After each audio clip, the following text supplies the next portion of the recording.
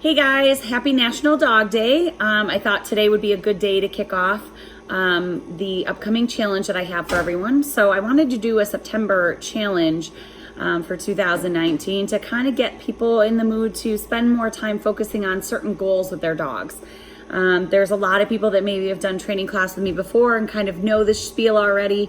But a lot of times dogs really are just not getting reinforced enough for the good behavior that you want to see. Therefore, it's not happening enough. In order to focus on what you want to see in the dog and what behaviors you want to have more often, you need to reinforce them more or rehearse them and reward them as they're being rehearsed. So we need to focus more on that and less on the punishment or complaining of the bad behavior, because that really doesn't do much. I shouldn't say that, it actually might reinforce those bad behaviors more depending on what's going on. So if your dog is jumping on you and the only time you're paying attention to your dog is to tell them to get off, that's more attention than they were getting when they were sitting politely on the floor. So they're going to choose the jumping option often because that is giving them some sort of reinforcement or attention that they were seeking in the first place. So giving them more rewards for being good and choosing better behaviors is what I want to focus on this month.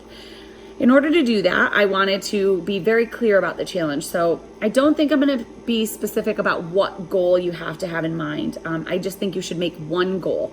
I don't think your goal should have 5 different aspects of it. So I want you to focus on, I don't want my dog to, like for daycare dogs, this is a great challenge for you guys, and I hope you guys pick this one if you have this issue. Daycare dogs coming in the door and leaving the door. Pulling. So if they are yanking you through the door and back in and out, overexcited and pulling you and pulling your shoulder out, this would be a great goal for you to not have that happen anymore. It's very fixable. We do have clients that come that have wonderful dogs on leashes because they've done this work and they put this goal to a priority and they made it happen. So that would be a good goal for our daycare dogs. It could be for you as well if you're walking your dog on the street and they're pulling. Jumping on people can be a good goal for someone if their dog is a big jumper when they greet guests. If your dog doesn't like having their nails trimmed, focusing on a nail trim aspect. So you can choose anything you like that you would like to have as a goal for your dog to improve on. The next thing's going to be really committing. So, I mean, that seems kind of simple, but actually committing. So I'd like you to commit to this challenge for the entire month of September. Getting an early start would be awesome as well, because more rehearsal means better chances that it's going to go well for you. There are many, many recommendations out there in the training world as well as in the teaching world for children that you should repeat or reinforce a behavior that you want to see upwards of 400 times before you start to see that happening on a regular basis. So this isn't something that if you do 2 or 3 times is likely to be a magic wand in your life that your dog is going to change. You need to actually commit that time and that level of commitment for your dog's time in practicing it for it to work. The next part is planning it. So I want you to actually plan it out. What are you going to do to make that goal happen? So for example, I'm going to take the daycare dogs and kind of give you a freebie here as far as what you're going to do to plan it. So if my dog is constantly pulling me into a store door, my focus is going to be making sure that I cannot even get to the door until my dog is walking calmly to the door. That means I'm going to make sure that I'm prepared every single day with treats. So yes, every single day for September. I again have some wonderful clients that have done some wonderful things with their dogs who come in nicely, and 90% of the time it's because they committed to this. They really built up a good rehearsal system so that every time their dog did something that they wanted to see, they rewarded them for that. The treat doesn't have to be large, it can be tiny. You can put a couple in your pocket every morning before you leave. It's really not a huge commitment to do that. It's not. It's more, I think, about the habit of getting in and remembering those treats. That's probably most of the battle you're going to have. If you bring treats, you're going to have your dog's attention. We're going to be able to focus on rewarding them when they're making the right choices. Therefore, your dog's going to start making those right choices more often.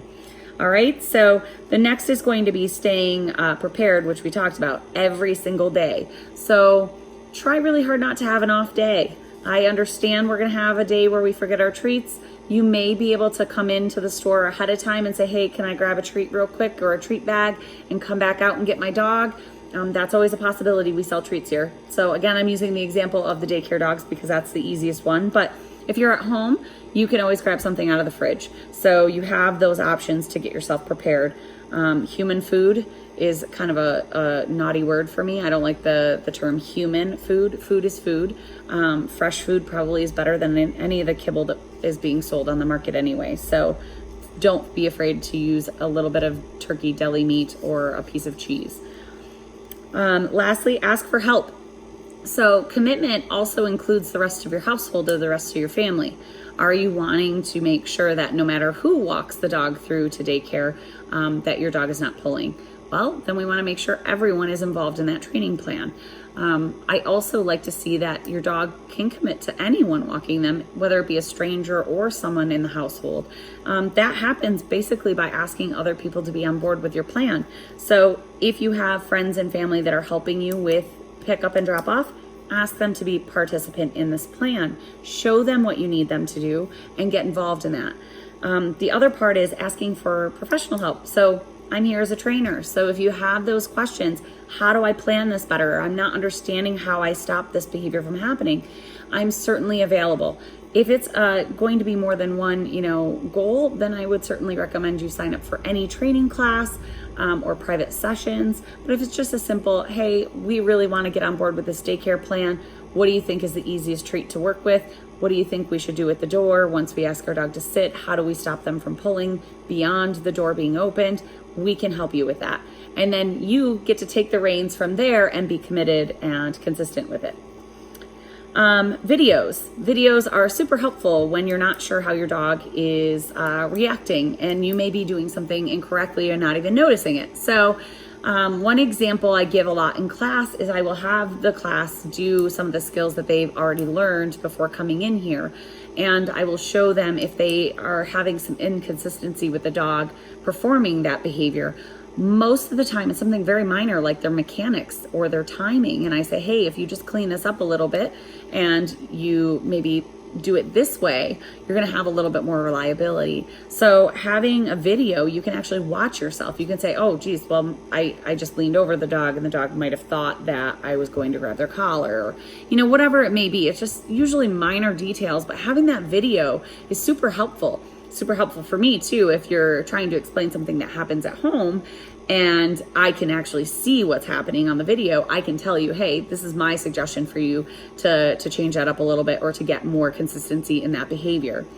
The last one is chart accountability. So this is something that I'll be completely honest with my private clients. I am a little lax on this, and it's a goal of mine to really start cracking down, is to make sure I'm following up with their accountability charts and making sure that they are following through with the things that I gave them in their plan.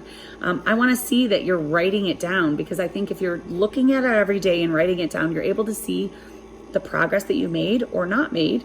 You're able to see where you're struggling with certain things or where you're getting stuck in a training plan.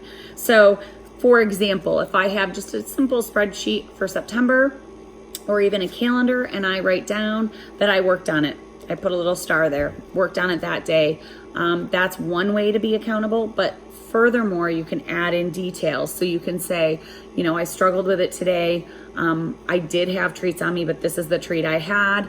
And this was going on at the time. Maybe there was another client in front of me, or maybe there was two cars that just pulled up at the same time and the dog in the car was barking. That does come into play with your training, because we can kind of decide whether we need to take a step back and work with a less distracted area. Maybe next time we wait for those dogs to come in before we take our dog out of the car and walk in. There's a lot of options there when you are more specific about your charting. So it seems silly to sit there and write it down, but I assure you, if you do that and you're struggling, it's far easier to find out why you're struggling and how to fix that problem if you're using some sort of charting or documentation of how you're planning your change in behavior. So I think that I've covered pretty much everything. I'm going to reiterate again, treats. So Motivation for your dog. If you noticed, one of the memes that I shared was the "I don't want to use treats" short story. And I give this a lot actually to my orientations for some of my classes. I change the story a little bit. This is a new one that I've not heard before, but generally speaking, I like to tell people that what if I were to train you in my doggy daycare to learn the skills needed to work in a doggy daycare? And training is going to last for 2 weeks. And once you know it, we're going to have a review. And so I come back at you and I say, wow, you did a great job these last 2 weeks. You really learned a lot of skills, but now I need you to retain them. But I'm also not going to pay you anymore now that you already know the job. So once my dog already knows how to sit and I completely withdraw all treats or payment or motivation for my dog, I'm kind of removing any reason for the dog to continue that behavior. You certainly wouldn't work for free for the rest of your life. And I'm not saying that you have to use treats all the time. But I definitely think dogs that are not 90%, or let's even give you benefit of the doubt, 80% compliant in your requests for them to do something, you certainly aren't at the point where you should be withdrawing treats. Furthermore, what's it going to hurt anything to have one tiny little morsel of a treat here and there for a behavior? So even if your dog is pretty reliable in their behaviors, you should still throw them in here and there. So if your dog is a service dog and is doing phenomenal work for you and is not having not having very many errors in their life, you could probably withdraw a fairly decent amount of treats and just pay here and there for some things that are really simple for the dog. Maybe they're doing auto cued behavior. So they're sitting every time you stop at a stop sign and it's just become ingrained. Yeah, you might be able to drop a treat for that. And give it somewhere else in another new skill. But I think if people are dropping treats or withdrawing the use of treats too fast, or just simply refusing to use them in the first place, that's why you're struggling. And it's something that's easy to fix. The treats can be super, super tiny. And they don't have to be all day long, especially if you're only choosing one goal. So if your one goal is just related to daycare or just related to going outside and going potty, then you're only using a couple treats for that instance throughout the day. Pea-sized treats, tiny, tiny little treats. So that's all you need to make this happen. And what you're gonna find is a dog that's not only doing those behaviors, but they're happily doing them. They're not doing them because they're fearful of punishment or consequence. Those types of training techniques are often going to push you to have other consequences, such as additional fear or aggression. So we want to remove those options right away. We want to focus on goals that make everyone happy and compliant in a very fun way. All right, so feel free to drop a note underneath and say what your goal might be, or if you have any questions about this, if you're excited, if you're like, just can't do it this month, that's fine.